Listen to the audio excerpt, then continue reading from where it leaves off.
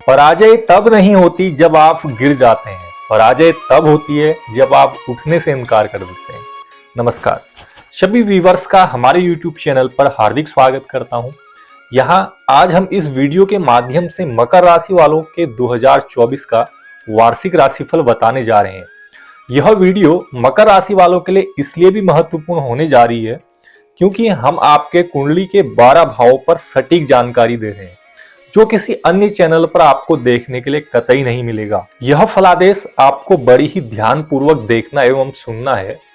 यहाँ जनवरी माह भी प्रारंभ हो चुका है और ग्रहों की गोचर दृष्टि कुछ इस प्रकार से दिखाई दे रही है। आपके एकादश भाव में शुक्र और बुध ग्रह, वहीं आपके द्वादश हाउस में सूर्य और मंगल ग्रह, वहीं आपके दूसरे हाउस में शनिदेव तथा वहीं आपके तीसरे हाउस में राहुदेव और आपके चौथे हाउस में गुरुदेव तथा आपके नवम भाव में केतु ग्रह गोचर दृष्टि कर रहे हैं। अब जानते हैं सिलसिलेवार राशिगत चर्चा। सबसे पहले बात कर लेते हैं आपके पहले हाउस की, और जो पहला हाउस होता है यहां से हम स्वास्थ्य के लिए देखते हैं। राशि के स्वामी बनते हैं शनिदेव, और कहां पर बैठे हुए हैं? आपके दूसरे हाउस पर, अपने ही घर पर बैठे हुए हैं। लेकिन यहां से शनिदेव की सप्तम दृष्टि आपके 8वें स्थान पर जा रही है, और जो 8वां स्थान होता है रोग का होता है, जिसके कारण शनि की दृष्टि से ही आपके शारीरिक सुख में कमी देखी जाएगी, अर्थात रोग जन्म लेते हैं। इसके साथ साथ मानसिक अशांति भी पैदा करता है। शनिदेव जहां पेट संबंधित विकारों को जन्म देते हैं, स्किन समस्या एवं वाहन का भय भी बना रहता है। सोमवार के दिन आपको शिव मंदिर में जाना है, शिव जी को जल अभिषेक करिएगा और महामृत्युंजय मंत्र से उनका अभिषेक करिएगा, तो इन समस्याओं से अवश्यमेव राहत मिलेगी। अब जानते हैं आपके दूसरे हाउस की। दूसरा जो हाउस होता है ये होता है धन का तथा कुटुंब का। दूसरे घर के मालिक बनते हैं शनिदेव, और ये अपने ही घर पर बैठे हुए हैं, जो यहाँ पर सस नामक राजयोग का निर्माण कर रहे हैं। जहां शनिदेव अपने घर पर बैठते हैं तो ये बहुत ही ज्यादा लाभ प्रदान करते हैं। यहाँ 2024 आपके धन संचय के लिए बहुत ही अच्छा है। आपका बिजनेस, आपका व्यापार सफलता की ऊंचाइयों तक जाएगा तथा नए कारोबार में आप मानदंड को स्थापित करेंगे। इसके साथ साथ शनिदेव की कृपा से ही यहाँ आपके सभी परिवार जनों का सुख भी आपको मिलेगा तथा कुटुंब के सभी लोग साथ में रहेंगे। अब बात कर लेते हैं यहाँ आपके तीसरे हाउस की। जो तीसरा हाउस होता है, यहाँ से हम आपके भाई बहन के संबंधों के साथ साथ आपके पराक्रम और शक्ति के बारे में देखते हैं, जिनके मालिक बनते हैं गुरुदेव। कहां पर बैठे हैं? चतुर्थ भाव में। यहां से गुरुदेव की कोई भी दृष्टि तीसरे हाउस पर नहीं पड़ रही है, लेकिन यहां तीसरे हाउस पर नजर डालें तो राहुदेव भी बैठे हुए हैं, जिनके कारण से आपके भाई बहन के रिश्तों में कड़वाहट पैदा होती है या फिर आपसी संबंधों में कुछ मनमुटाव देखा जाएगा। जहां राहुदेव तीसरे घर में बैठे हुए हैं तो ये आपके शरीर में कमजोरी का अनुभव महसूस होते हुए दिखाई देगा। अब बात करते हैं आपके चौथे हाउस की, और जो चौथा हाउस होता है ये माता का होता है तथा सुखों का होता है, जिसके मालिक बनते हैं मंगल देव, और कहां पर बैठे हैं? द्वादश में। और द्वादश भाव के स्वामी कहां बैठे हैं? यहाँ आपके चतुर्थ स्थान में, यानी कि गुरुदेव। जहां मंगल की 5वीं दृष्टि आपके चौथे घर पर पड़ रही है और गुरुदेव की 9वीं दृष्टि अपने 12वें व्यय स्थान पर पड़ रही है, जिसके कारण से यहाँ आप जमीन संबंधित कार्यों में व्यय करेंगे, अर्थात जमीन जायदाद जोड़ेंगे और वाहन में खर्च करेंगे तथा भूमि और मकान बनाने में पैसा लगाएंगे। इसके साथ साथ ही नए वाहन भी जुड़ेंगे और अपने कार्य क्षेत्र को, अपने बिजनेस के क्षेत्र को आप बढ़ाएंगे।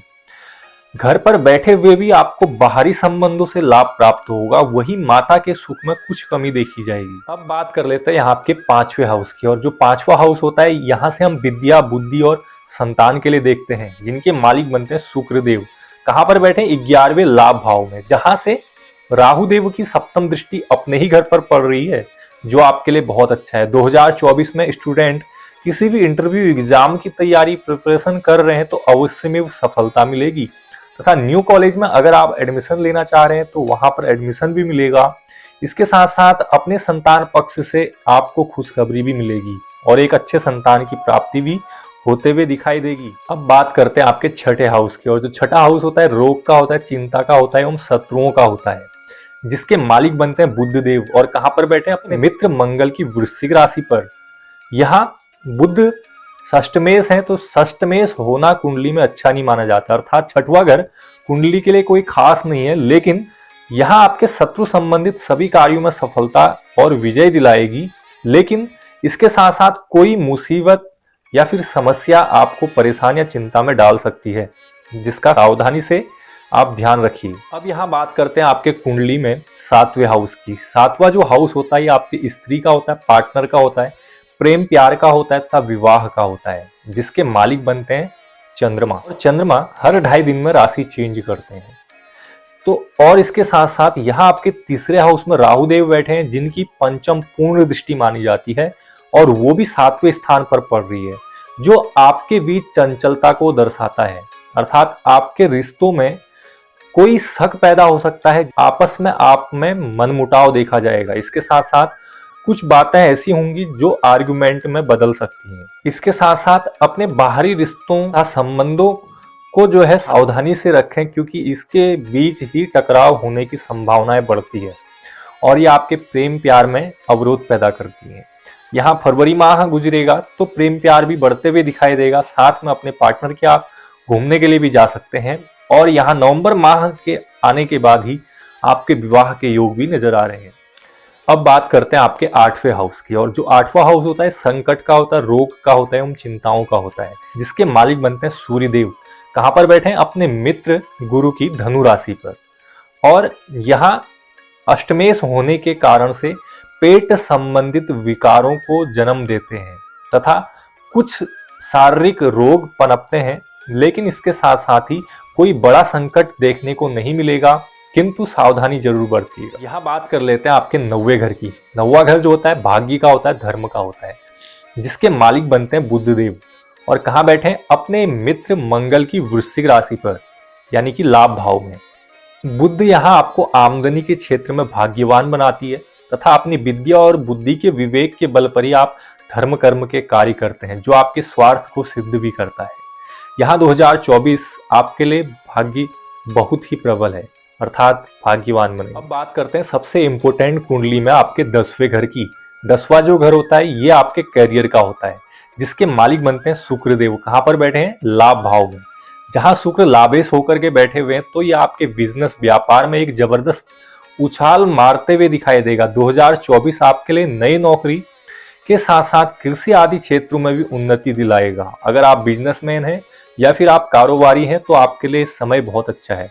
और जहां अगर आप शराब का काम करते हैं, सीमेंट का काम करते हैं, तो इसके लिए शुक्रदेव की कृपा ज्यादा बरसने वाली है। और इसके साथ साथ ही यह आपके बिजनेस, प्रॉपर्टी, भूमि, भवन, वाहन, सवारी को बढ़ाने के साथ साथ पिता का साथ तथा राज्य क्षेत्र से भी सफलताएं मिलते हुए दिखाई देंगी। अब बात कर लेते हैं आपके 11वें हाउस की। और जो 11वां भाव होता है ये होता है इनकम का, अर्थात लाभ का, जिसके मालिक बनते हैं मंगल देव। और कहाँ पर बैठे हैं? द्वादश, यानी कि व्ययस होकर के बैठे हुए हैं, जहां ये आपके धन को स्थिरता करने में काफी समस्याएं महसूस होती हैं। अर्थात जो भी धन आप लाते हैं वो इन्वेस्टमेंट हो जाता है या फिर आप व्यय कर देते हैं। आप इतना इन्वेस्टमेंट करते हैं, या यूं कहें कि पैसा आपका स्थिर नहीं रहता है। धन आएगा जाएगा बट स्थिर नहीं रहेगा। मंगल यहाँ आपके दैनिक खर्चों को बढ़ाता है। पैसा आएगा पर बचत नहीं हो पाएगा। अब बात कर लेते हैं आपके लास्ट हाउस की, यानी कि 12वें हाउस की। और जो 12वां घर होता है ये होता है व्यय का, जिसके मालिक बनते हैं गुरुदेव। कहाँ पर बैठे हैं? आपके चतुर्थ स्थान में, जिनकी नवम पूर्ण दृष्टि आपके 12वें भाव पर पड़ रही है। लेकिन 12वें भाव व्यय का है, तो ये आपके व्यय को दर्शाता है। जहां गुरुदेव की 9वीं दृष्टि अपने ही घर पर पड़ रही है, तो ये आपके व्यय को कराएगा, लेकिन बाहरी संबंधों से भी अधिक लाभ होते हुए दिखाई देगा। तो ये तो रहा आपके 12 भावों की जानकारी। अब जानते हैं कुछ उपाय। यहाँ आपके तीसरे हाउस में राहु देव बैठे हुए हैं, जिनकी पंचम दृष्टि आपके सप्तम स्थान पर जाकर के स्त्री आपके वैवाहिक दाम्पत्य जीवन में कई कठिनाइयों का अनुभव आपको करा रही है। जिसके लिए आपको क्या करना है? शनिवार के दिन राहु के बीज मंत्र का प्रयोग करें। मंत्र इस प्रकार से रहेगा, रांग राहुवे नमः। और इसके साथ साथ अपने स्वास्थ्य में लाभ पाने के लिए प्रति सोमवार को शिव मंदिर जाना न भूलिएगा।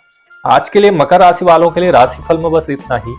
कल मिलेंगे नेक्स्ट राशि के साथ। अभी तक के लिए मुझे दीजिए अलविदा। जय हिंद, जय भारत।